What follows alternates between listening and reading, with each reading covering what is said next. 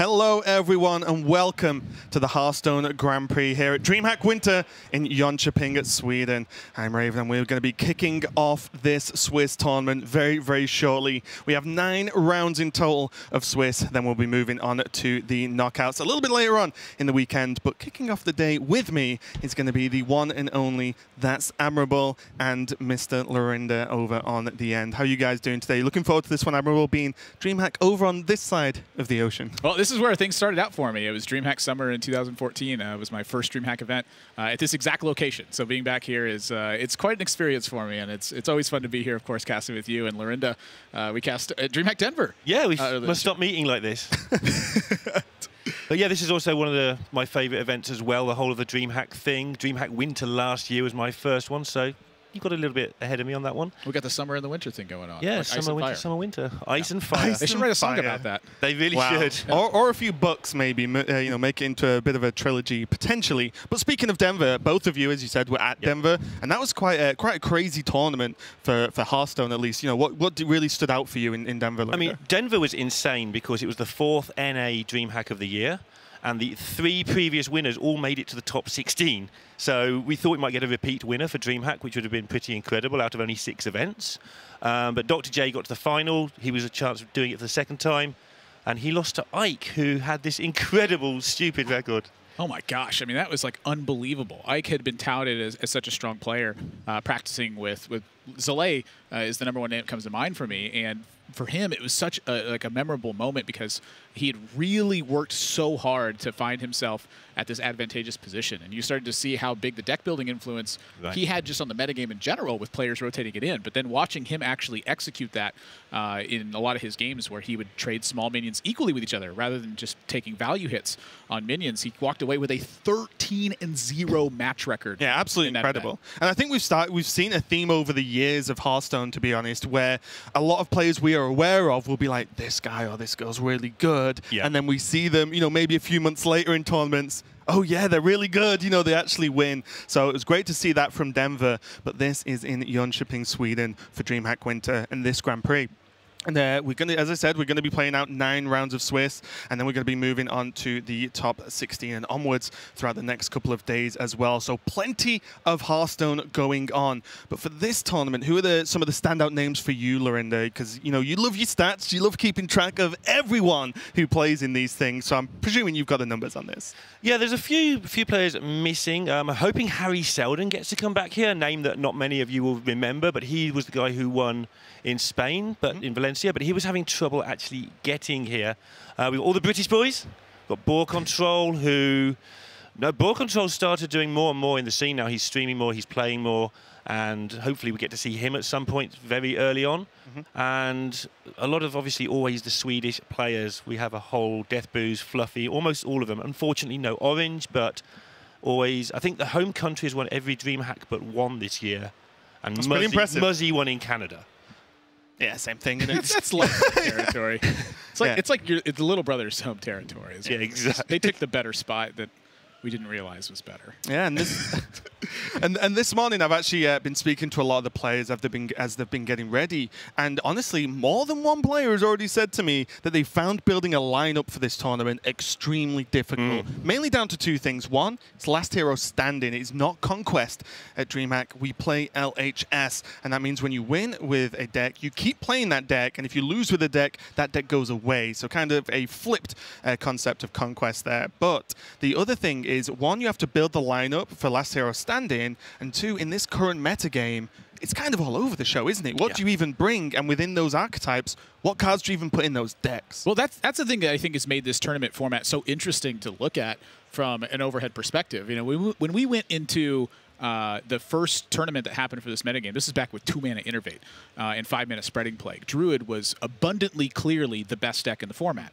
And then after the changes, it became clear that Druid was still very good, but that Priest had taken over as that #1 spot. It was the most powerful class, and there really wasn't much talk to be had about it. But that's where tournaments make that interesting, is now where does your band sit in order to maximize your edge versus other players? And so this is where we've seen the most toying with in this metagame, where the Keleseth rogues have started to emerge with very tight-looking lists where you don't have a lot of room to really change anything or tech anything. And so as a result, it becomes, do you want to try to beat up on Rogue? Or do you want to try to beat up on Zoo? Right. Or do you want to try to beat up on Druid? You know, which direction do you want to take with that? And that's really what molds your bans and ultimately your lineup afterwards. So it's a very difficult task because the numbers are so close because the players in the competition is just getting better. People aren't making as many mistakes as they used to. And as that happens, players are going to have to find new ways to get edges. Yeah, and speaking of, you know, it's last hero standing, and you mentioned as much about Priest being sort of, you know, top dog at the moment. Do you think, because there is a potential that Priest will just sweep people, do you think we're going to see Priest ban as #1 in this tournament so far, Lorinda? It's a difficult one because if you ban Rogue, it's a lot easier to deal with Priest and Druid as a pair than it is if you ban either or. Right. But Rogue's probably not quite as good as the other two. So you can bring like big Priest, big Druid to deal with Druid and Priest together, which means you can ban out the Rogue.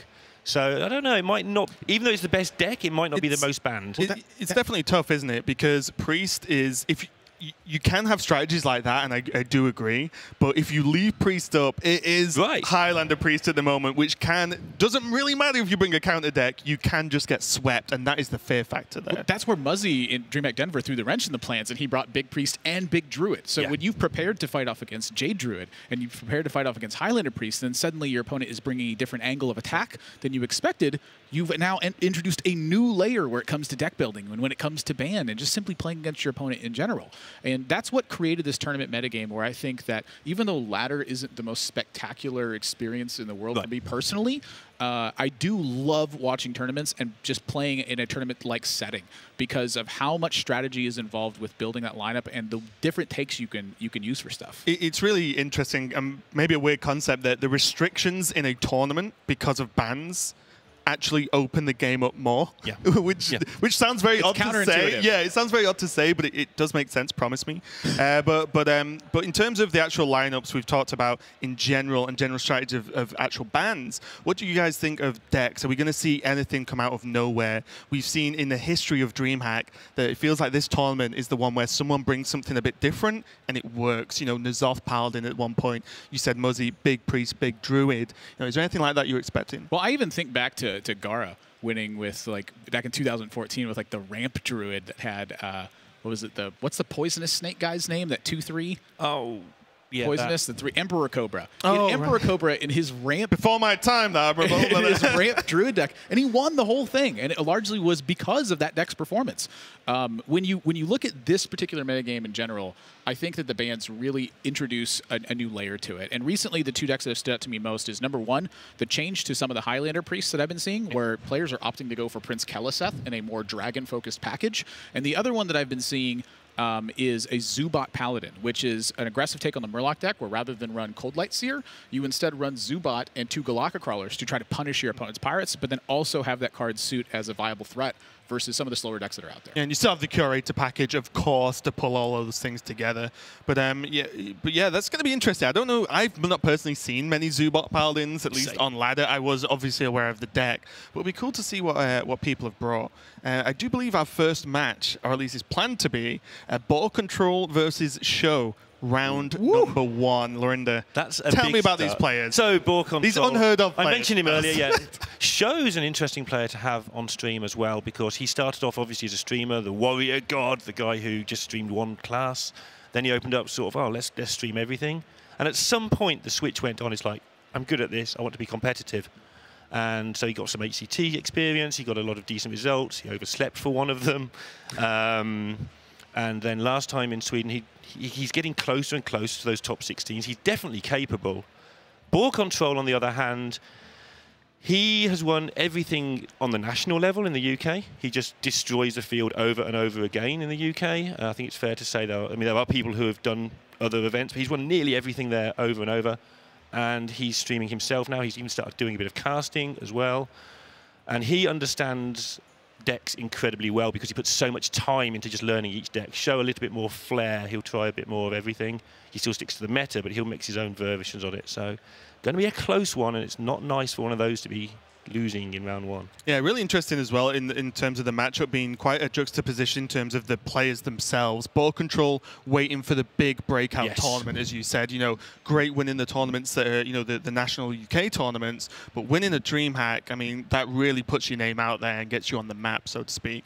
And then Sjow is the other way, one of the most popular streamers in Hearthstone on Twitch, of course. And, you know, he's had many great performances, but again, DreamHack's he's getting closer and closer, but not quite winning it out, at least recently. Shjow's really one of the old stalwarts of the game, and it doesn't just come to Hearthstone. I mean, he was a professional StarCraft player at one point. Well, he was one of the best on the Swedish national level, and his tournament experience, I think, helps prepare him for these styles of tournaments, because you come into it and you're thinking, oh, you're just going to play some Hearthstone for a weekend. It's not that big a deal, but it's round after round after round, and they're very long rounds, and a lot of times you're facing opponents who have put in the same style of preparation you have. Endurance is a real factor when it comes to these kinds of tournaments. Like, I remember speaking to Ike on day 3 in Denver, and I was like, how are you feeling? He goes, honestly, I just want to go to sleep. I'm tired. And he's about to play the finals versus Dr. Jakey Ninky, who was playing for his 2nd DreamHack win of the year. Like, the endurance is a real factor in this one, and living close to the area, I think, is a big deal for Sjow, but Boarcontrol's not coming that far in this round, or in this tournament in general. It's coming from the UK. And that was something I wanted to touch on too, the UK thing. Something about the UK pool. I don't know what it is, but there's a lot. Handsome? That too. It's not where I was going with it, but I don't know what it is. Something about the UK people. They get it to me. I don't know. We do get it. Yeah.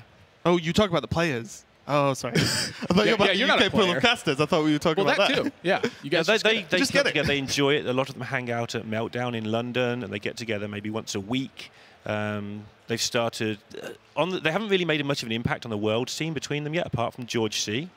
But they do. They enjoy the whole party atmosphere of DreamHack and everything, and they come and do pretty well at Hearthstone. Ben came 2nd in Valencia. How important is it, do you think, to have that like real life community aspect where you have a dedicated group of people who are meeting together to discuss strategy and discuss like movement in the metagame and how you take advantage of that? I think it's actually really important, to be honest, because when I've learned the most about the game at events where I've sat with players and just either played, just talked, or just, you know, watched streams and actually just discussed it between players. Because there's something a little bit different than watching, say, a educational streamer and say, oh, you know, this play is the correct play because of this or whatever. And watching tournament play, you gain something from that. But when you sat down talking to some of the best players in the world, that's when the real learning kicks in and how you really improve your game. And hopefully we see that out of these UK players, because, as we've said a couple of times, that they've not achieved anything on a great world scale at this point. Not consistently. And DreamHack is, you know, one of the most prestigious tournaments in Hearthstone, to be honest, because it's been running from the beginning. We have it consistently, and it is one of the hardest tournaments to win because everyone turns up. So looking forward to it. In addition to the field being stacked, it's also just a very large field. You know, the more players you have in a single tournament, in theory, the harder that tournament is to win. That can change depending on certain field sizes, more like a bell curve sort of thing. But winning DreamHack is not an easy feat. And even though we're at a stage where the points don't matter from an HCT perspective, players are still coming in here to compete on a world stage because they want to show they've got what it takes to win these tournaments. There's $25,000 on the line. Of course they want to do well. It's a lot of money. I'd like to do well for $25,000. That'll be pretty decent. But yeah, and just going back just a little bit to, we're going to be playing out six rounds today, I believe. So there is still a lot of rounds. It's going to be a very long day for these players. And I was actually talking to someone, I won't mention who, of course, but they were bringing a Big Druid, and I was like, it's a really good deck for this tournament, because you know what? No offense to any people playing Big Druid, the deck is fairly straightforward in terms of what you have to think about when you play it, which means less fatigue when you're actually playing it round after round after round. It really helps. And Firebat is a player who's mentioned things like this, that you can bring decks that are, you know, less stressful to play, which makes you way better on round 6 of today when everyone's tired. So. Coming from other card games and playing tournaments for a long time, I tended to play more aggressive decks where I would pre-plan out my strategy from game 1 to game 3 within those rounds. So that way I literally didn't have to think as much when I found myself in situations. It was the very difficult sequencing issues with micro situations that you still have to think about. But when you only have to do that a few times a game, and then the rest of it was something that was an outside the game perspective, that's really what kind of deck Big Druid is. You plan the entire deck outside of the game. Yeah, I was speaking to some people at a tournament recently. Like Glazer was won his first tournament live. He's played a lot online. Everyone knows how good he is. And after round 4, he's like, I'm really tired. Yep. and that's only round number 4. Oh yeah, never mind as it happens, else. but yeah. Only 5 left to go. Yeah, you see the players just getting ready there. Both these players now, you'd have to give the nod for experience to Sjow, of course, but Boarcontrol has played in plenty of DreamHacks, has played in plenty of tournaments, so both players are going to be pretty comfortable here. They're knowing they're on stream, so it does add a layer of pressure. But it's not like we sometimes see in DreamHacks, because the field is so wide and so many people attend, that they can be like, oh, here's a player that's literally never played on stream ever before against Sjow. That can be a very scary moment for that player. But I think both these players are going to be fairly comfortable in those very comfortable looking chairs, actually. Just chilling out and ready to play some Hearthstone. Well, so there are a couple things to think about here. So number one, I think one of the big differences to point out with DreamHack versus a tournament, say like the Hearthstone Championship Tour, is that in HCT, the deck lists are open. Yes. Players know what they're playing against 100%. They have time to look at their opponent's list. At DreamHack, you do not have that availability. This is last hero standing, and you're going to have to make decisions where the road goes one of 2 ways, and you don't know necessarily where that road is going.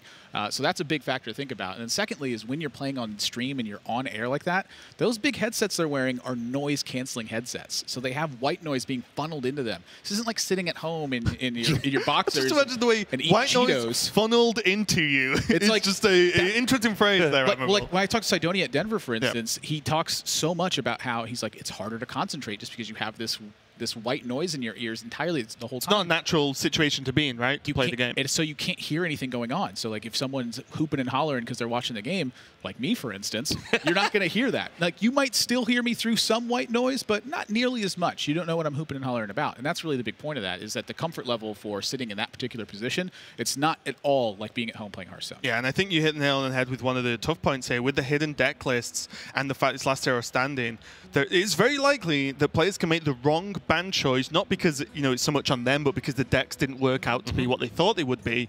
One wrong step with these bans, and you could actually have such a disadvantage. You could lose the series because of it. If you go the wrong way, as you said, and I'm going to ban the Druid because it's big Druid, and then suddenly it's aggro, then that could just completely destroy your whole strategy for beating someone. And that's a really big impact to actually have on a tournament like this. And when we see these players get as far as they do get in the top 16, top 8, whatever, then they've got a really good handle on the game and judging their opponents. Yeah, and Sjow in particular always says how much he doesn't enjoy or doesn't think he's anywhere near as good at concealed formats. He's always very much vocal about the fact he wants open decks everywhere he plays. That's his preferred style. Well, tough luck, Sjow. You haven't got that here.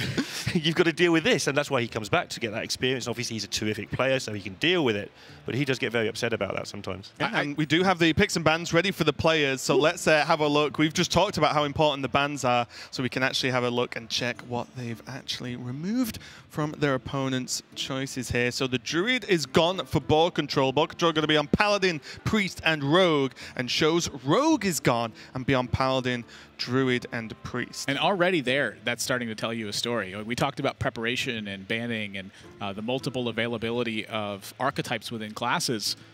Something's going on here, because one of them concluded that Rogue was a better band, the other one concluded that Druid was a better band. Well, if you look at this, there is Druid and Priest left up for Sjow. Boarcontrol has Paladin, Priest, and Rogue. This Priest may be a big Priest, might even be a Silence Priest, something that has a bit of a more powerful impact versus the decks that are left up. I'm looking at this Boarcontrol lineup, and to me, when he's banning the Rogue here, it says aggression to me. Aggressive decks are going to form pretty well versus Paladin. Against Druid, they can sometimes pressure them out of the game if they misstep with ramp. And against Priest, for instance, you have to handle the aggression straight away. Another thing that sometimes happens here, if you want to ban the Rogue, you can not play as many crabs and stuff in your decks, frees up a few slots for a few tech choices against the other decks you're playing against. Very true, and I'm also wondering, you said that this ban from Boarcontrol speaks to of aggro. Is the Priest Breakfast Priest? Wow. That's my question. I hope it is, because that would be great. And that's such a UK thing to do as well. Well, it is a UK style. We have Jambray, who plays a lot of sort of makes any deck aggro deck somehow in a very funky way. And what do you know about this Breakfast Priest, Lorinda? And I know the UK guys have been playing it, but I think Boarcontrol was streaming it a week or so ago. What do you make of that deck? And do you think it can get work done? We don't know it's from Boarcontrol, but do you think it can get? I've seen the deck in action, and I'm always a little bit skeptical. Skeptical of new decks. I'm a bit of a crane when it comes to that sort of thing. I need people to show me them. Well, do this for me. Talk to me about the differences in the deck real quick. Do we have time for that? We don't have time for that because we are going to get very quick predictions. Boarcontrol versus Sjow based on bans, based on players. Who do you think is going to take? I think that Rogue is a very strong ban right now. I think that Druid is a very strong ban as well. However, I tend to favor aggressive things. I'm going to go with Boarcontrol. Damn it. I was going to go for Boarcontrol as well. I feel that he's the one who's been putting in a lot of time right now, and I feel that he's probably just slightly more ready for this. Okay, well, we're going to find out who is ready now as the players are ready. We're going to kick off round number 1 of the Hearthstone Grand Prix.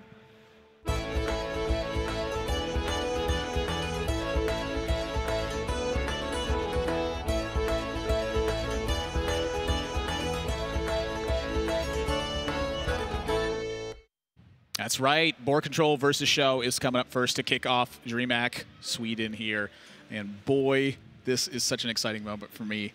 I think it's 9 rounds of Swiss. 9 rounds of Swiss, 6 today. So at the end of today, you can be 6-0 and not guaranteed in the top 16, but you can have a good night's sleep if you are. Yeah, 6-0 is pretty darn safe. You know, that's the territory where when you pick up 2 losses, your tiebreakers are still looking phenomenal. As you move through Swiss, it pairs you with players who are more even with your record. So winning rounds early on is beneficial to players, although picking up a loss doesn't mean that they're out of it. So let's hop into game number 1 and see the mulligans and see how players started.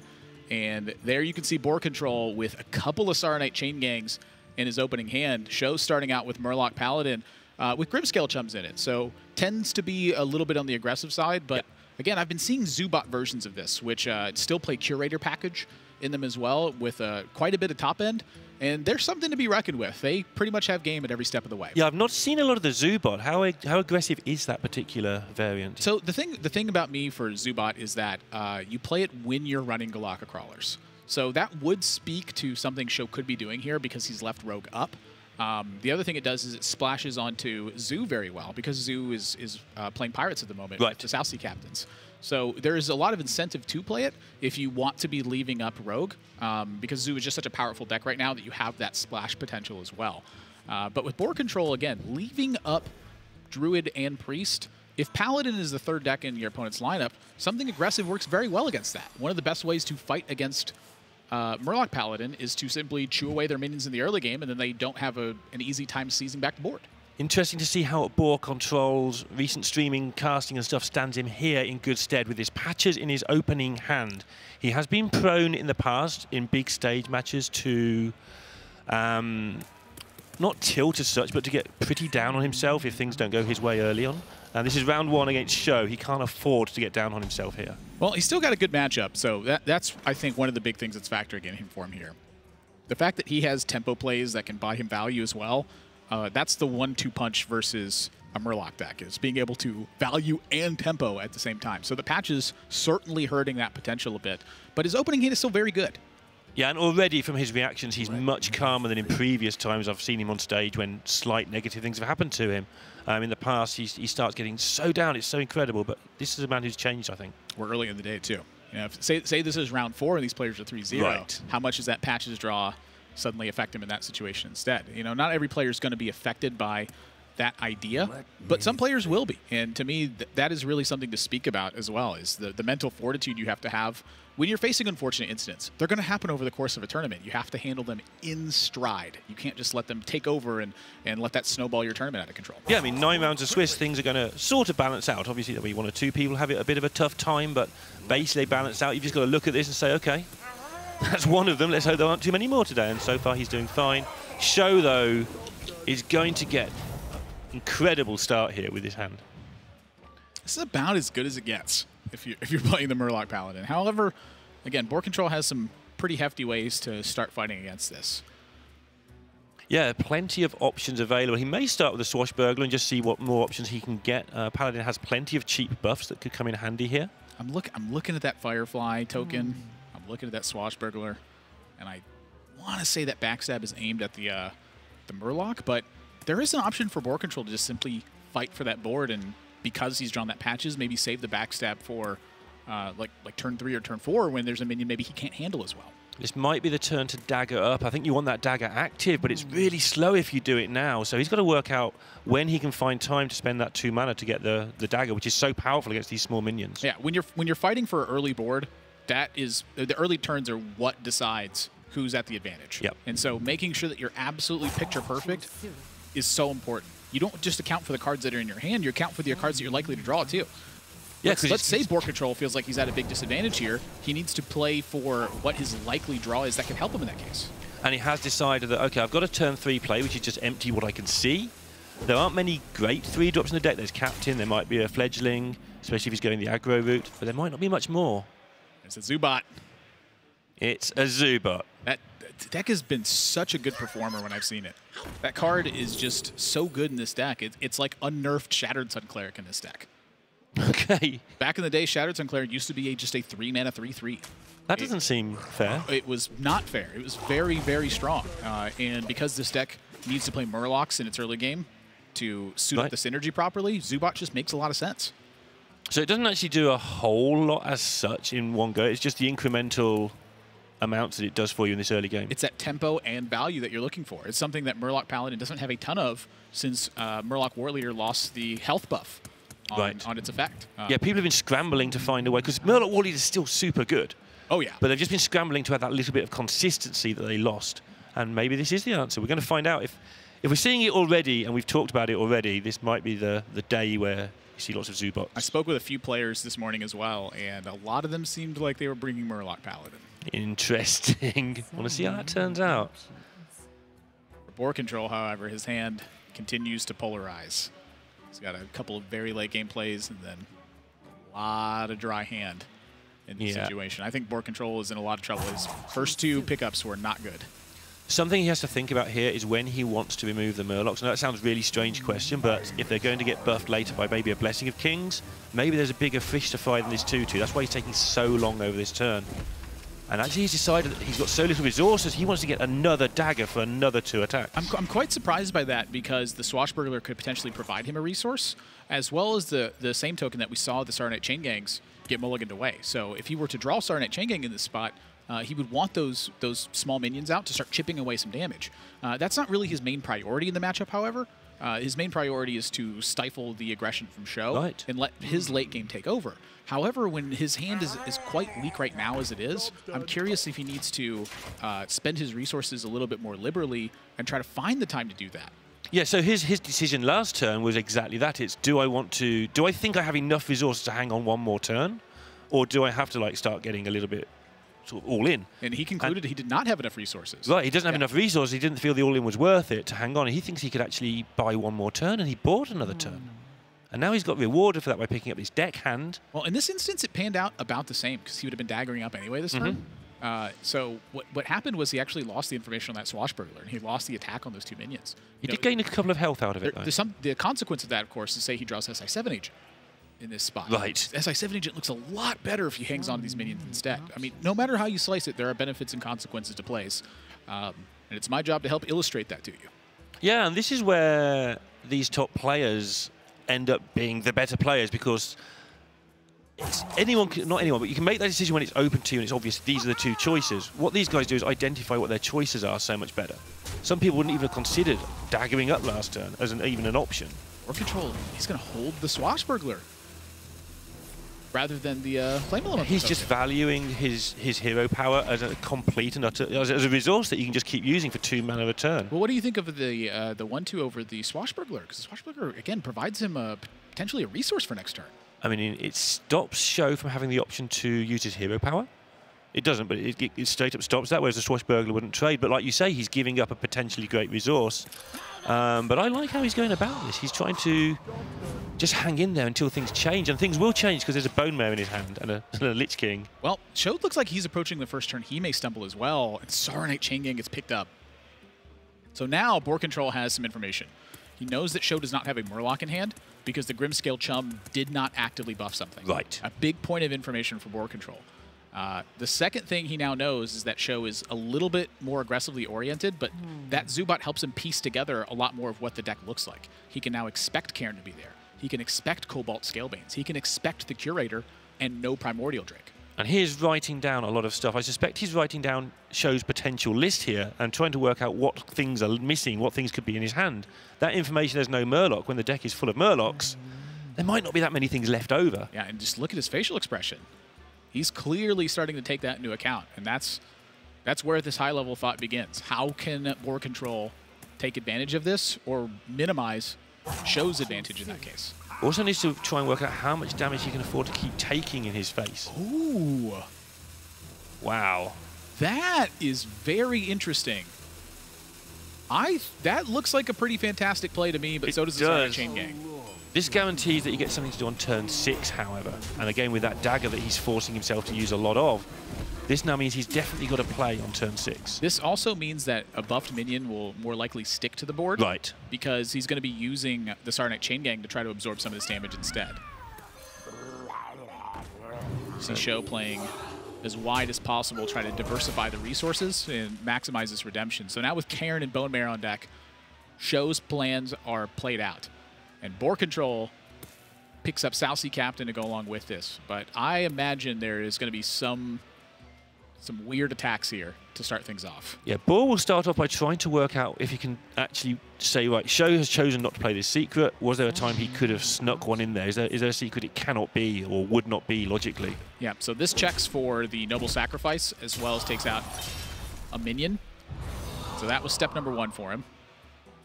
However, this does end up working out, I think, in one of the weaker panouts for him in terms of trading onto the board, because now, any way you slice it, Sjow is left with something left. However, that something left is not going to be able to eat this 4/5 afterwards. And Patient Assassin! That is so good right now against Sjow's hand. Holy smokes, that's one of the best outcomes he could have had from the portal. Yeah, that's a really good one. And suddenly, I mean, Rogue, we were talking about it. He loves this tempo, and that is all the tempo you can need. A free kill your opponent's minion. I think Rogue would love to play with Patient Assassin right now, but they need to play with Prince Kaliseth, so you can't. That could work fine. Hang on. What could go wrong? First time you play Kaliseth and it's not yellow. That's what could go wrong. Yeah. And look, Boarcontrol doesn't. He ends up saving that Swashbuckler for a long time, I believe partially because of this Galaka Crawler that I was not alluding to on his thought process. Right. Yeah, that makes a lot of sense. Sjow plays as well. the Zubat, Boarcontrol knows that card is in the deck. Yeah. 100%. So, is this going to be an impatient assassin? It's going to be like a crazy buffed assassin. But look at this now. The first 7-mana turn goes over to Boarcontrol. Yeah. And can he fight off the Cairn properly, though? I don't think he can, actually, in this instance. He can buff the assassin and just bump into it. Is that what you want to do? That is quite an interesting Or play, you could though. buff into the chain gang and bump into it, kill the assassin off. And that's the play that I'm looking at, because that means if Sjow was to return a Bone Mare of his own, that they would then be both left with just Bone Mare turns, and that leads directly into Boarcontrol having a Lich King. One thing that's interesting about the Bone Mare buff, and I'm sure it's deliberate, is the taunt is usually a downside. Not always. Against some aggro decks it defends you, but a lot of the time it plays out like you want to taunt a minion that's going to go through for the kill or whatever, and it's easily targetable. You can't hide it behind a 1/6 or something. You want to leave behind like the big powered, little health behind a taunt. Yeah, and so you don't get that double use out of a lot of stuff. But obviously against aggressive decks, the taunt is fantastic. So, well, it protects the Bone Mare as well. Yeah, which is big enough in its own right. Okay, so... And that's exactly the play that Boarcontrol's going for here, is rather than leave the 2/2 on board, he's going to end up leaving the Cairn up. So this pans out about the same way. However, I think this protects him versus some more unobvious plays. Like, say it were just to be Scalebane plus a hero power instead. I think this works out a little bit better than if he had just Bone Mared the Sarnak Chain Gang and gone in. Right. It's also a little bit stronger versus a weapon. Looking at his hand here as well, he didn't really waste any resources, but he got those extra 2 dagger ups out of it. And all that's happened is he hasn't played a 3/3 captain out of all those opening turns. So all that daggering up he was doing has really made a lot of sense here. He's used his life total very liberally, and that's an important measure against Murloc Paladin in particular, because there's not a lot of burst damage in Murloc Paladin. Yeah. So your life total becomes less valuable in terms of the amount of health that you have, and the board it means everything in that circumstance. So I like the way he's played this so far. Yeah, play around a couple of weapons, play around a consecration if you really have the chance to, but you don't really have to play around it, and off you go. And I think this is going to be quite a straightforward turn from Boarcontrol, although he does have some tricks up his sleeve with that Shadow Step. Shadow Stepping Patient Assassin is a thing you want to try and get to happen. Whether you can force it to happen seems unlikely. Well, something I'm looking at is if he trades the Patient Assassin, he can then attack with the Bone Mare, Shadow Step it, and play the Tar Creeper, and then Bone Mare the Tar Creeper. Tar Creeper sits in the way of the Bone Mare. It's protected from it. He gets to push 5 damage. The ideal situation for that Shadow Step, though, is that he can run that Bone Mare over a minion and make that happen. But he is going for the play you make on ladder when you're not paying much attention. It's just, I just play my big thing, get some cards, and win the game. Well, Sjow has shown that he does not have a big way to deal with this without Blessing of Kings, without tanking 8 from a weapon, or without a second Bone Mare.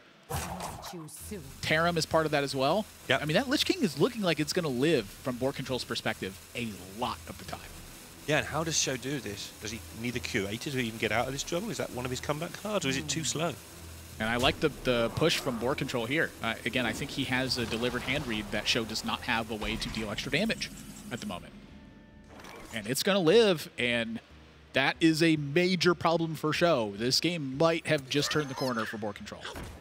Yeah, he hung on so well with so little resources. Obviously, he got a stroke of luck with that portal, but he was allowed to because he held the resources long enough to be able to use that to its maximum efficiency. The other thing, too, is how big of a role did the Sarnite Chain Gang play? Just gave him a lot of time. Yeah. But he bought the time to get there. Like, there were situations where the Chain Gang wouldn't have mattered because you'd be up against a wall of stuff. Well, things have well and truly turned around. Now it's just about the process. How do I not mess this up? Well, if your opponent didn't kill Lich King, looks like they're going to have to kill Lich King with Board. So, are we going to control that boar, or are we going to start pushing? I think from Boarcontrol's perspective that I would favor the push. Your opponent just didn't handle Lich King or Bone Mare. Yeah. Then there's the case of, well, I can push, but maybe they've got 1 out. Whereas if I kill everything, maybe they have 0 outs. So that's always the debate we get into in this situation. How does the pro player think the 99% turns into 99.9? Yeah, the ideal situation for Boarcontrol here is that he can find a way to hedge against everything. That he starts cutting the outs for Sjow and starts delivering a time to kill. That would be the same as though he were pushing damage. Right, so if you can find a 1-turn or 2-turn lethal here, so he's going to have to push because that sets up lethal, which is absolutely fine. Sometimes you can find a way to trade and still push a lethal, but he felt that this was better. Looks fine. And that's game. I mean, he's got Death Coil, he's got Shadow Step. Even if Sjow can handle the minions that are going on board here, Boarcontrol is going to be able to hit 5 for Bone Mare, return it to his hand, and then put that buff on another minion and attack again. And Sjow, with no defensive capacity here, he think he's locked out of the game. 1-0 down, that's just such a minor thing, really, being 1 down in 1 round of Swiss. But because it's the first one of the day, and you know the round 1 is so crucial. He's going to try his darndest. Yeah, Sjow's not a quitter. Sjow is one of those players who will play until he knows he has no options. At this point, you're going to hope that Boarcontrol has a... Yeah, I mean, there are players who would concede in this position, but Sjow's just not one of those players. Something he always preaches to his viewers is, you can't win if you've quit, basically. Not quite the words he uses, but it's what he says. That's a true story. And so game 1 seized for Boarcontrol. A pretty weak opening hand for him, and wins despite it. That's the good feeling for the tournament. Yeah, Draw nice patches start. and win anyway. Again, one thing that may come into play later in the day is obviously you use a lot of mental energy in this situation. That's a big thing. Round 1 of the day, you've got a long day. We talked about that already. Boarcontrol is actually, may use a lot of energy winning this game. Hearthstone, I think, is very unique in some of this perspective, where a lot of the aggressive decks are thought of to be these mindless machines that pour power onto the board and, just that's all they do. In that game, we saw a ton of playmaking from both sides. Yes. Both with Boarcontrol hanging on to resources for a long time, and with Sjow figuring out how to just sequence the turn 1 and then adjust to each piece of information he got afterwards.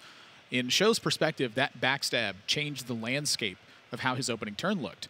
Had that backstab not been there, I think Sjow is smooth sails through that early game. So much easier. But wasn't the case, and now we roll into what is clearly a Highlander priest from Sjow, shown by that Prophet Velen in the Mind Blast.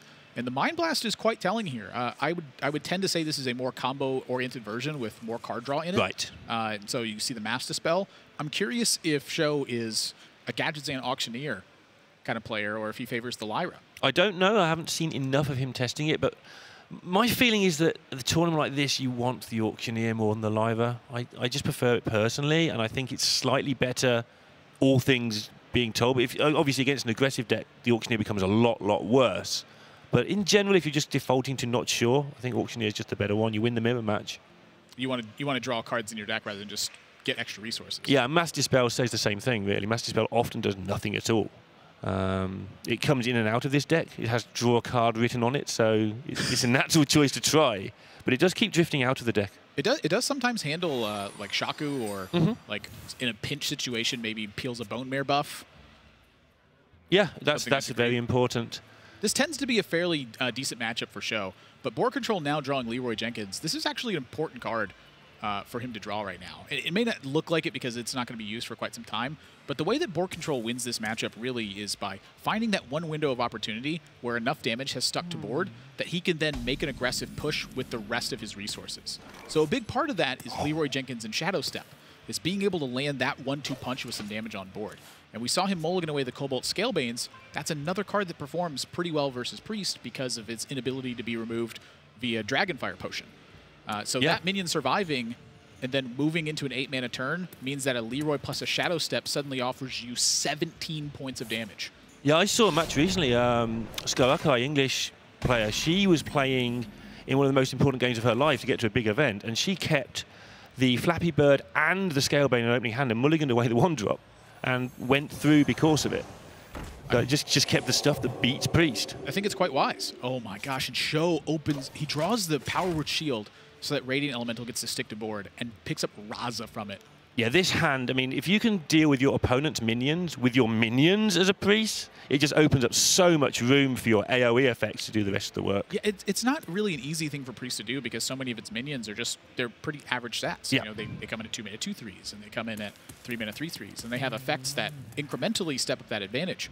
But being able to stick one of them to the board and then begin to heal it versus an aggressive opponent, that can spell major problems for Boarcontrol. And Sjow being on coin here is also a big deal. It means that Raza can come down before Vilespine has easy availability with a 1-drop in the activation. So maybe he even finds value from that card. That's an interesting turn, because if he does that, you really like to save your coin for your Anduin so that you kill their Bone Mare turn. Yeah. If you use your coin before turn 7, which you often have to do, the Raza play sounds really good, but it does give them that window where they can go Bone Mare and hit you for a free turn. Yeah. The big one here is, I think, going to be whether or not Sjow can actually maintain that control without using the Anduin or without having to save the coin for Anduin in this spot. Because, you know, prerequisite number 1, he's got to draw Anduin. And then prerequisite number 2, he has to save that coin. And right now, with that Radiant Elemental play, it looks like that Sjow is trying to aggressively attack any development from Boarcontrol, which I think is quite wise. Yeah, I agree that that is a fantastic position. But again, he would just try not to if he can get away with it rather than it not being good. Just nice to hold that coin. Also, the coin is 4 damage late in the game, but that's not really relevant in this matchup. Yeah, the most relevant thing for Sjow on the Anduin effect is quite literally destroying minions. Yeah. Yeah, it plays out really strange. And it's actually sometimes costly to the Priest. They do have to kill those minions. Sometimes they can just get a little low on resources. It's like away the rogue can sneak a backdoor win just a few % of the time. And Show's cooking up something here. Wild Pyromancer, launch the smite, push a couple damage, and he's going to heal. And can't heal up anything, excuse me. But this ends up with Boarcontrol, I think, in a pretty reasonable spot here. He's going to leave minions on board almost no matter way he slices this, but it happens to be a pirate with his SI7 agent, so he gets to chew through everything here instead. Yeah, and the rest of his hand is getting to the point where it's only a Bone Mare short of actually being pretty aggressive. Maybe it needs a Scalebane, that would be nice. So the costly point here for Boarcontrol is if he uses this Salcy deckhand, that he doesn't have a 1-cost minion for his Vilespine later on, so he's relying on drawing something here. But this is too much of a board, I think, for him to ignore. If he lets this go, Sjow is going to run away with it if he has Raza. Yeah, and Boarcontrol identifying that. He's identifying a lot of things well today and cleaning it all up best he can. Show's absolutely fine for a while. Uh-oh. It's adding up. But he's out of things. He's now got to play this just for some sort of challenge. And this is where things can get tricky, is now Sjow, again, he invested very aggressively into his early position, and he's lost those minions. This Raza can be traded on board if Boarcontrol wants. And that is a really important card, this Cold Blood. He can use it as an activator, or he can use it as just 10 damage with Leroy later in the game. This is quite an interesting turn for Boarcontrol. But, you know, my initial instinct was simply trade this off, play the Saturday Night Chain Gang. But now that he's drawn the Cold Blood, would he rather expend that and potentially keep a 3-3 on board? I mean, he can effectively turn that Cold Blood into a 3-3 this turn if he wanted to. He can also save that for the Vile Spine, but are there any minions you really want to Vile Spine? Sometimes Velen sticks down. It's Raza's the one you want to Vile Spine. But that means waiting a turn. So it's the only minion in the deck that really matters. Well, I mean, all the other ones just hang like Velen. You don't get a chance to kill the Velen a lot of the time because it comes down the turn you die. Yeah, all the rest of your stuff is fairly expendable. So maybe he just chooses to use this Cold Blood now, like you say, and just kill off Raza, move on. But how important is that burst damage? You know, Scalebane is missing from this equation. So what he needs to add up is how much damage. Oh my. Nice. Now this is quite clever. Boarcontrol is going to let Sjow hang on to this Raza and starts to push damage. He says, you know what, Sjow, you keep that Raza. You take your value trades. What I'm going to do is, in the meantime, push and look for an opportunity to use this Leroy Jenkins. Now that Sjow has done this with the Raza, it opens up the Vile Spine, and Boarcontrol gets to use the Cold Blood to either push damage or to trade off on the Cabal Talon Priest. This was the ideal situation for Boarcontrol. I feel that this is going into the Dragonfire turn.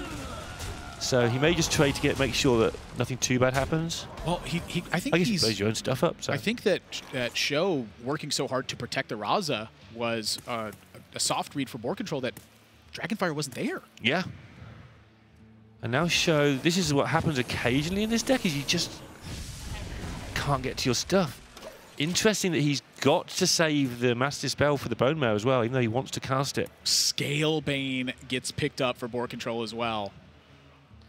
That is 100% the play in this spot. And I think Sjow is going to have to start weighing the option of using Velen strictly for defensive measure. Yeah, 4 health a turn. He's running out of time here. I mean, 8, 9, 10, 11, 12. This is 14 power represented on board. 2 damage will kill him in this spot. Can he get anything done with his Priest of the Feast? Not really this turn. Nothing of use. Probably wants to get that Master Spell play, but then he can't heal for much. So this is where you have to work out your slender outs. What cards can I draw with a Master Spell? Like, is Shadow Word Death even good enough if I do? I think this is a Velen heal yourself style of turn. Master Spell is very weak. Shadow Word Death, are you kidding? Wow. And look at Boarcontrol's reaction to it, like... Yeah, he's like, that's the one card. That's the card I named as the only card. This opens Lich King, though, but now the fear is Prophet Velen. I'm sorry, is Shadow Reaper Anduin. Yeah. But Lich King's kind of good in this situation into Anduin because you've still got that 5 chip damage hanging around. It's the stabilizing after that. It's gonna be you've got the Leroy +5. You might just be able to get away with it. Because if he plays Lich King, he's pushing 6 damage, right? Yeah. So then Shadow Reaper Anduin would kill off the Lich King. He would heal Sjow for 7 overall and push 2 points of damage. Boarcontrol is quite dead in that situation, so he's playing wider to the board. Last turn, Sjow cast Mass Dispel with 7 mana. So Boar has just said, you know what, you haven't got anything. You were fishing, you pulled Shadow Word Death. I know you don't have any AoE. I can just go wide with this bunch of small guys and hurt you. Now, suddenly Velen is looking very appealing to me in this perspective. The Priest of the Feast looks very appealing as well because of how much it heals. If Sjow had played Velen here, though, he would have been able to Binding Heal for 10 and then Hero Power for 4 more. Yeah. Is that correct? Or is it spells and hero powers that get doubled from I believe so, yeah. Yeah, I think that'd be right. Oh, my. Whew. Now, Boar has had not really the chance to test for Anduin yet because he's played around the fact he knows there's no AoE. So when you're doing that, you're not testing for Anduin. So he's got a decision to make that's a little bit more guesswork this time. And yeah, he's playing the Lich King to fish for the Anduin. And if that doesn't get rid of, if there's still a game next turn going on, he can drop the Bone Mare. Wow, Priest of the Feast bought Sjow a lot of time here. Such a good card. Even if you haven't got the spells in your hand, they have to kill it.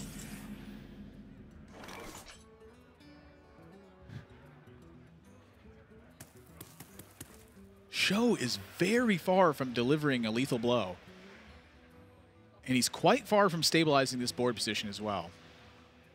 Yeah, this is interesting. I think this is one of the more interesting matchups. I mean, the reason people will be saying it's not is because they've seen it a million times, but it seems to play out differently every single time. It's a lot of healing Sjow just got, back to 30, but this anti-magic shell is going to be brutal. Yeah, I mean, again, Boar just has to make some reads here. Does he think he can get away with no Anduin? I think the read is, yes, I can get away with it, to be honest. If your opponent did not Anduin, exactly. there, it is not there. Exactly. So he might just go Bone Mare. Or does he just play Minion Shell? It's quite a tricky decision which way to go with it. I was looking at just the Leroy anti-magic shell.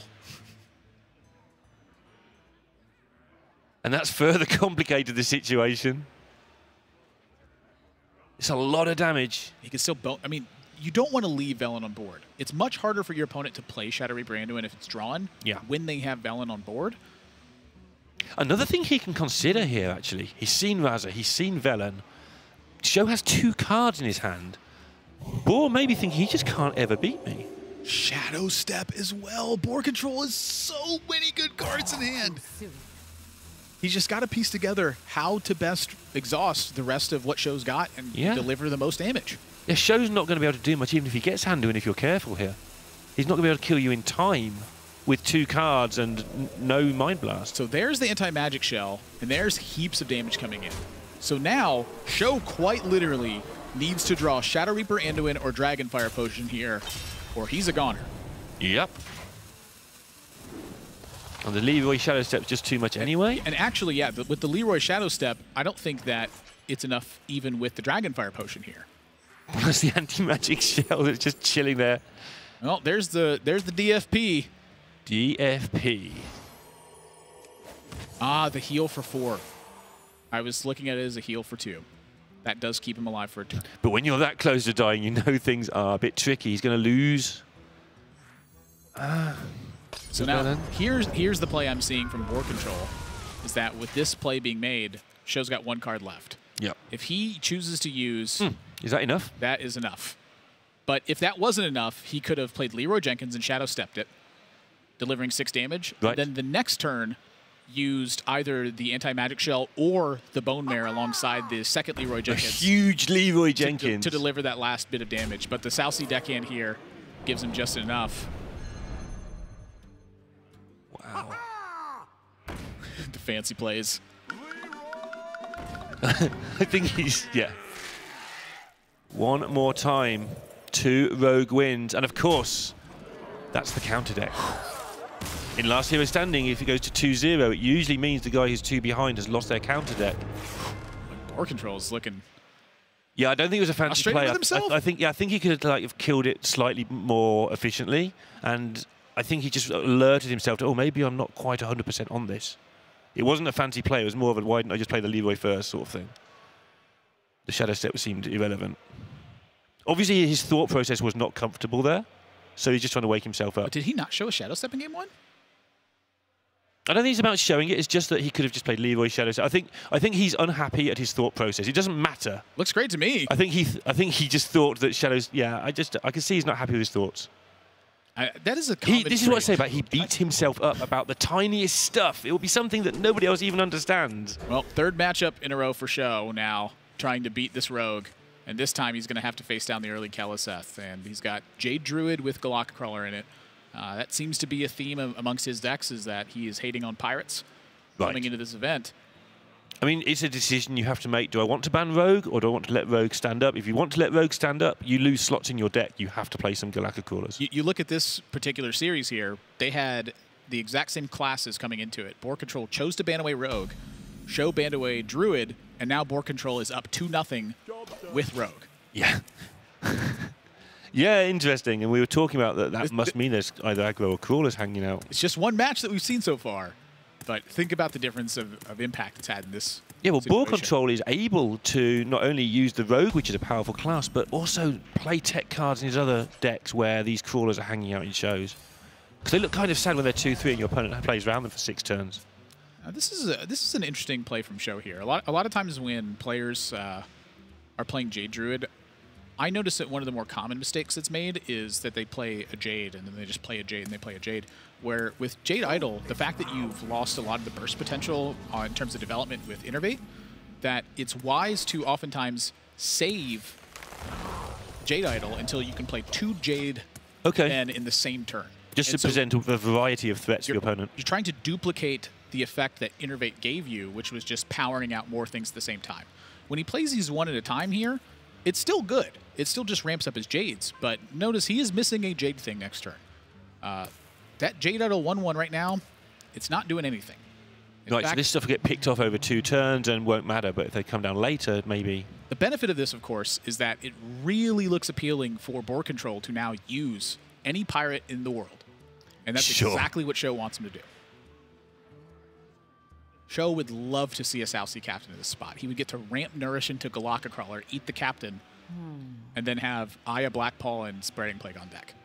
And so Boarcontrol, with that in mind, will tiptoe around it like he did in the first game, most likely here. He's going to play Pirates to pressure, but he's also going to play a gigantic Edwin to go with it. Edwin Van Not a Pirate. The technical term for him, of course. Yeah. Hashtag not a pirate. And Boarcontrol goes face with the pirate, but trades with the Keleseth. Huh. That doesn't seem correct.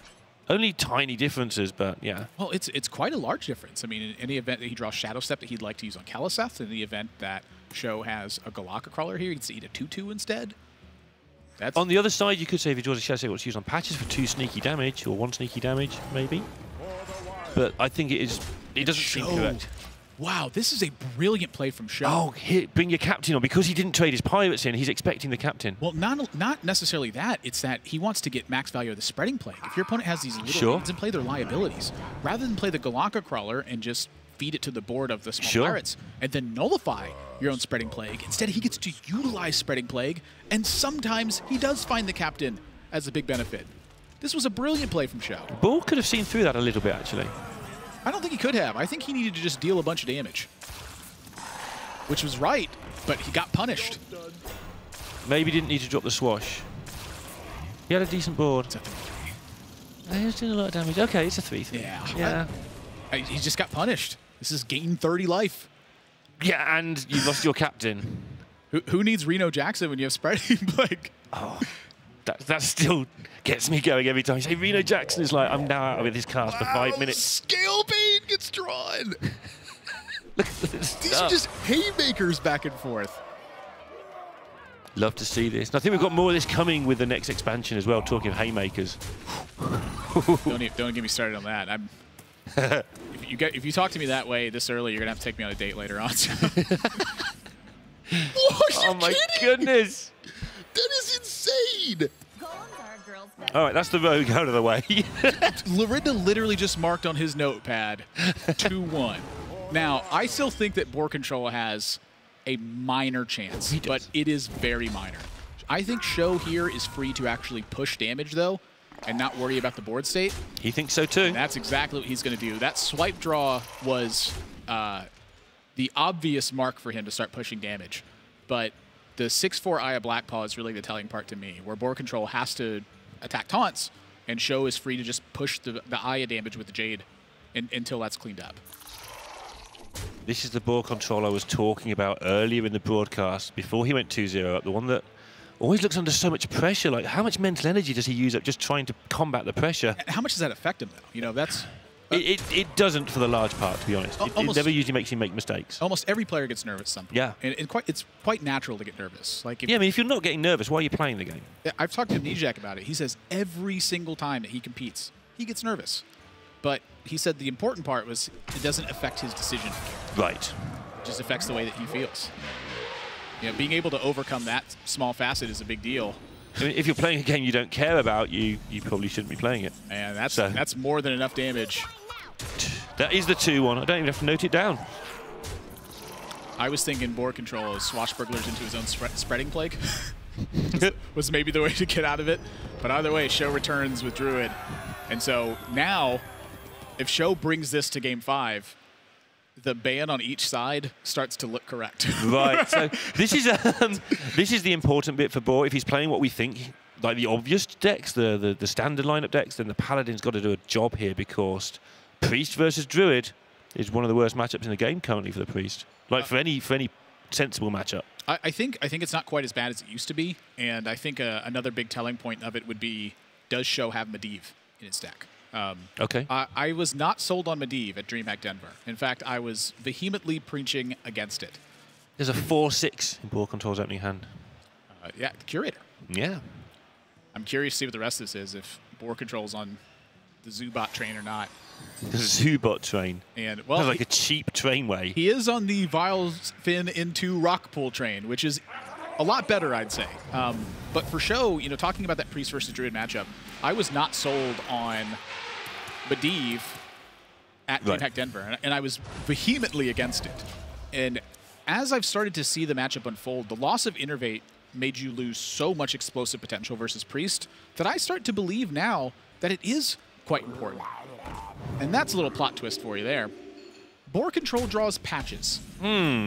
Again, by the way. What does that mean? It means he's playing Pirates. It means he's playing UK Paladin. Talk to me about UK Paladin. So they play the Corsair sometimes in UK Paladin to get the weapon into the free 0 drop, into the free patches, and then you can build stuff. There he is. Well, this seems easy. What else do you change out of here? Like, what cards were exchanged for to have these pirates? That's the bit I struggle. I mean, you lose some of your Murlocs because you've got a slightly slower turn 1 and 2 in return for more explosives turn 3 and 4. Like no Grimscale Chum, for instance. Yeah, that sort of stuff. So your turn 1 is a little less. Does this deck still run Finja? I actually don't know. I'm assuming it does, but I actually don't know. It does run 2 Scalebanes. It's a little bit. It's a deck they fiddled with a lot in the UK. Oh, big draw from Sjow. I am jamming that Fandral so fast. Right. And just the threat of the Nourish means it has to be dealt with, not even if the Nourish is there or not. Here's the thing. From Show's perspective, he is looking at a weapon or Blessing of Kings being enormously good against him right now. From Boarcontrol's perspective, he's going to see that Fandral, and he's going to think to himself, man, I need to kill that. In this particular instance, if Fandral was played, Boarcontrol does not have a way to step up damage, and he would have had to trade his entire board into it. Yep. The Fandral is not an important facet to Show's matchup in this one because he doesn't need the explosive Fandral Jade Idol card draw turns. So the threat of that Fandral would have been a big payoff for Sjow in this instance. It would have worked out nice. But the risk of the tempo and value that Boarcontrol could buy, he opts to save it for a different time. Yeah, so let's see how that one works out for him. The ramp is always, of course, a good investment. Just in case whether it's the best investment. You know, say Sjow draws Wrath next turn. And suddenly that Fandral is looking so good in that instance. So, well, the original UK Paladin, this is how, it's usually Jumbray, the driving force behind the Paladin stuff in the UK. The original version, but I think they do play it now, didn't even play Tyrion. The argument being there's enough weapons already, why do we need a Tyrion? Tyrion's a lot worse if your Ashbring is like clutter. And it's just an expensive card. Right, I think they play it now because the metagame is slower than when it was first created, but just to show how much weirdness can go into creating these slightly off-the-wall decks. Yeah, so the ramp also here playing a big payoff point for Sjow as well. He gets to chew through some board, sees that it's Redemption off the Secret. Does he want to roll this Jade train some more? I mean, Jade Behemoth is looking fantastic if I'm in Show's spot. The 3/3 Jade on board is going to contest what's there. The Jade Behemoth, in theory, puts Boarcontrol on notice for Blessing of Kings as well. Sjow is going to conclude that there's still a possibility that Weapon or Blessing of Kings is a big possibility, but now Scalebane can be played. Yeah. And Sjow, he's given Boarcontrol time to draw this Blessing of Kings, I think. Even in the face of Blessing of Kings last turn, with Sjow having the 3/3 Jade out, it means that he gets to swipe up the minion afterwards. Yeah, it's something that I've never liked about this particular Paladin deck, which I'm fairly on my own on it though, but there's a lot of different synergies. They seem to sometimes like miss each other. Like we've got this 4-mana 3/3 in the hand right now. You know, this happens, you've got to draw the right pairs of cards a lot of the time, but still, it seems that Scalebane and Scalebane's a pretty good pairing. And I don't think Boarcontrol needs to attack here. I mean, having the double Scalebane means that you get to have turns like this where suddenly Sjow could be in a massive amount of trouble. Both buffs fall onto the Vilefin Inquisitor, and that's not where Boarcontrol wanted him to go. And got these massive Jades going to start getting produced very soon versus massive Dragons that are going to get produced very soon. But Shjow's now getting the luxury of being able to get some damage into the face. Just checking that's what he wants to do. Yeah, the 3-6 is coming through into the face. Bump is not, I don't believe, an option here for Sjow. Not a viable one, at least. But now that he's stuck this Fandral in this spot, he's hoping that Boarcontrol finally doesn't have that buff. Second Corsair gets drawn. The patches is already gone. And I think that Boarcontrol is coming up with too little too late in this spot. He's still fighting well on board.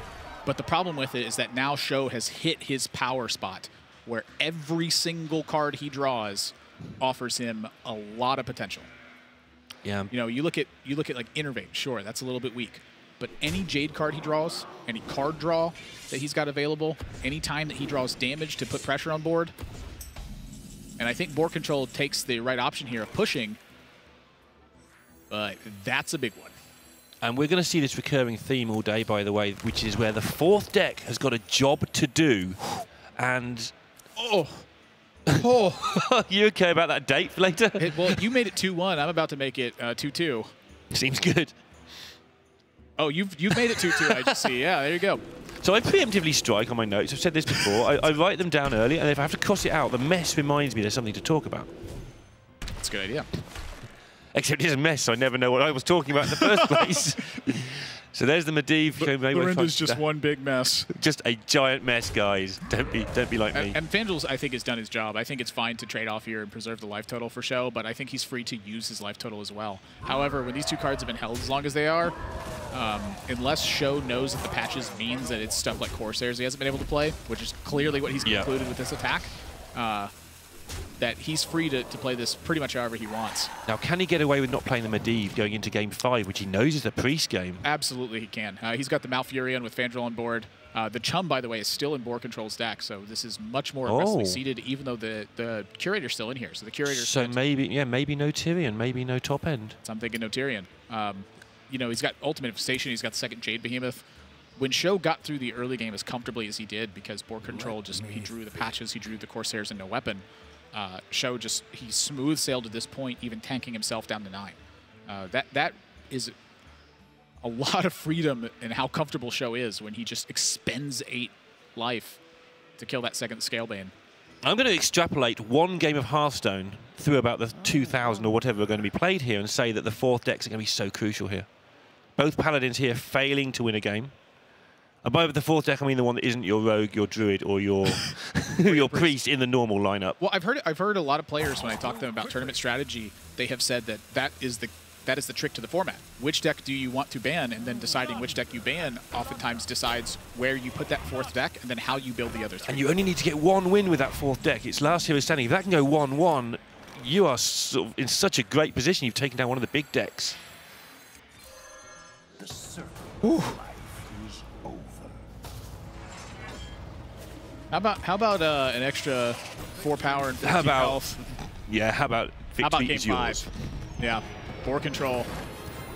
Sjow returns the 2 games with Druid. So now the bans look like they're both right on each side. Assuming it's Highlander Priest.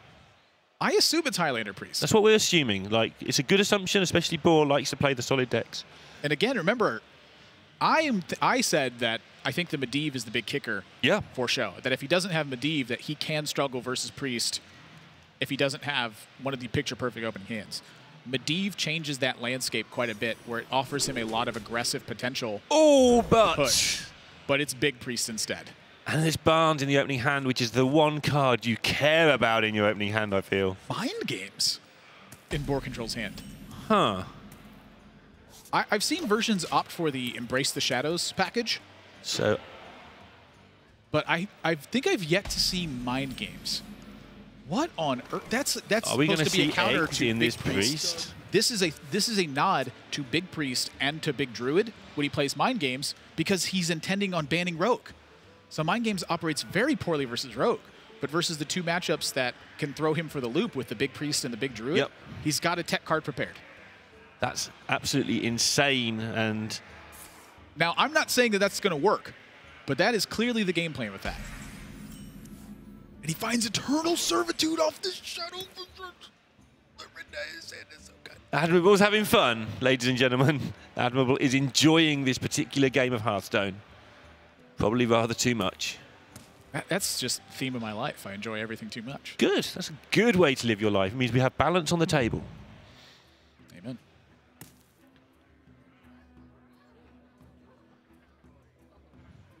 Is this 2 Jade things or is this 1 Jade thing? I'm thinking 2 Jade things. However, you know, think back to the mode I said earlier. Making the 1-1 the 2-2, not quite as good as the 3-3-4-4 in the same turn. Yeah, yeah, exactly the same deal. Exactly the same deal. And Boarcontrol now just has to plan out, get this Barnes going.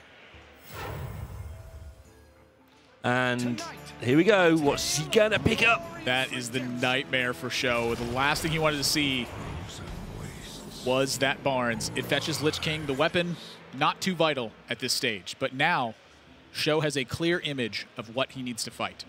Step number 1, mitigate the impact of the potential random cards from Lich King.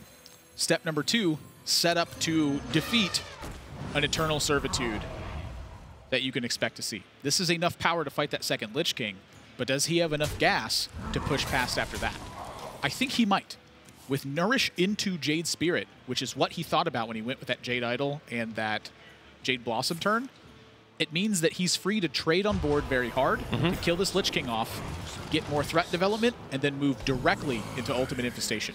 Yeah, and part of his game plan may well be here not to actually kill Boarcontrol anytime soon, but to use those huge Jades later on as trading devices and just run Boarcontrol out of threats as the game goes by. As crazy as that sounds, that is a real thing that Sjow can do, is he can actually take Boarcontrol to fatigue and win.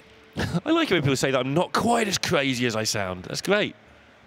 But yeah, that's definitely... It's not always the way. Sometimes you just make a 9-9 and a 10-10 and slap them with them, but... Well, the Eye of Blackpaw is quite interesting, but something to note here is that now this can start to muddle the mixture of minions that Boarcontrol has when he casts those Eternal Servitudes down the road. Barnes will be in that pool. Aya will be in that pool, and a Jade minion will be in that pool. He could potentially find nothing of consequence. That could actually make it bad with an Eternal Servitude. And Sjow here with Ultimate Infestation, that is happening 100% of the time. So I was going to say, let's see what he draws, but he just draws a load of stuff. My gosh. By virtue of the fact that 5 cards is a 1/6 of your deck, oddly enough, that was good. And I love the damage push here from Sjow as well. He knows that he's in full control. He knows that his life total is not something he's worried about in this game. But the Shadow Essence, if that would have been Yashiraj, I think that Boarcontrol could have turned this around. Yeah. But it's slipping away. It is slipping away, but still got plenty of stuff going on for now, but how is he going to start delivering this damage? One thing that Druid is annoyingly good at, and it's hardly ever spoken about, is the amount of armor it picks up. It just gets out of range of dying from small chip damage by accident as it goes along. Well, when you have a bunch of 7 to 10 mana cards in your deck that are aimed at being expensive, difficult to use cards, that happens. Here comes a Sjow, he's eyeing the Medivh first, but I quite like using either the Wrath first or the Hero Power first in this spot. Interesting. He's chosen to use the Wrath afterwards and just get the 2-mana minion to occupy the board with. All these minions, I mean, apart from the fact they can actually kill Boarcontrol, and they well might, every piece of damage you have on board is something that can help chip away at a 4/12. All right, so now we have found ourselves in another interesting spot where I said those Frostmournes likely were not going to play a big role. However, we're starting to get to a circumstance where I think the Frostmournes could play a big role now. The fact that Boarcontrol has been pushed into this much more defensive mode. They have to play a big role, more to the point, if he's going to win. Exactly. And this is mind you, with Boarcontrol having the Coin Barnes Eternal Servitude my Lich King opener. Yeah, never got anywhere. It's not a free game. It just didn't go anywhere. It looked like a free game to me. I haven't been 3-2 down, luckily, but it looked like a free game.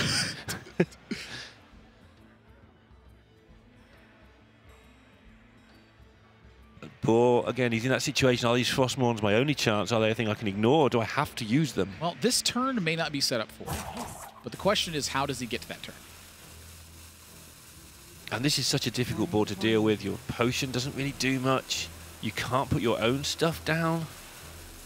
Wow. Yeah, he shakes his head as he plays it, though. It's like, this is all I've got, really? He's like, I've got 2 of these in hand. When am I ever going to use them if I don't do this right now?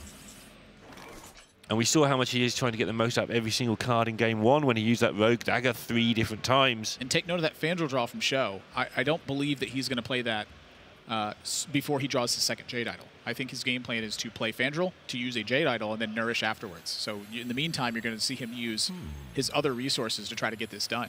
And with Spellbreaker in hand, to know, oh, never mind, he looks like he's going to use it to push. Yeah, this was a difficult decision. It's like, I'm so close to winning. Do I just go at it? Much wiser for the Glock Crawler, I think. And honestly, the Atiyesh could be attacked with here. Like, this is 2 extra damage. Yeah, and he's going to.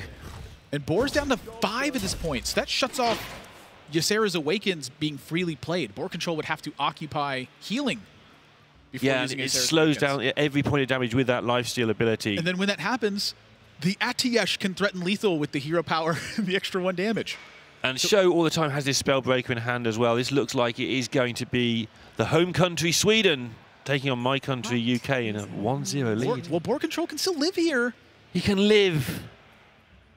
Should they let The die? ultimate infestation kills him. Yeah, you're right. I was trying to piece together every single thing here. That Frostmourne was very slow on the previous turn. It's interesting from where he sat that he can definitely still live and try to piece together something, but from where we're sat with that Spellbreaker in hand, there's just too many different ways to win this game for Sjow. I mean, could Boar have used like the Embrace with Ysera's Awakens and then Hero Power the Medivh afterwards? Could he have Embraced, circled in Ysera's Awakens on that turn instead? I mean, I think he had a number of plays available to him. I mean, he had the Shadow Word Death as well. He's got to find the spot where he turns the corner is the problem. If he doesn't take big risks, he's just never going to get a payoff. And so that's what he was looking for this game, was where can I take a big risk to try to get the board position back? He concluded it was that turn, and Sjow's got the punish. Yeah, and wins it. Ultimate Infestation to the face. Sjow 3-2 reverse sweep in last hero standing. We saw Rogue win 2 games. We saw Druid win 3. Yeah, that's a nice, concise way of putting this. Looked like both of them lost with their counter decks. Looked like that's such a hard thing to come back from in last hero standing. But the thing about it is they're split bands. You could see the justification on each side. Yeah. And that's a big point of the matchup. I think that Sjow had a fantastic opener with his Druid in that last game. Boarcontrol clearly had a fantastic opener, but you saw the presence the Medivh placed in that one. Now, granted, I think Ultimate Infestation was a much bigger player in that game than the Medivh was. But without that Ultimate Infestation, Medivh may have been able to get the job done. Turns out that when you have 250 players in a Swiss, round 1, it's one of those matchups really spicy time and time again. Boar not out of it, but he has got to go away now and win several matches in a row. Yeah, oftentimes with fields of this size, you're looking over the course of 9 rounds that you need about a 7-2 record to get to that top 16. So the early loss here puts a lot of pressure on Boarcontrol to perform throughout the tournament. But for Sjow fans, you're looking good at that one. But we do have a second match that's coming up. We do. It's going to be Ekop playing against Mascade TV, who I must admit I know very little about, but Ekop has been around Hearthstone since the dawn of time. It seems like he's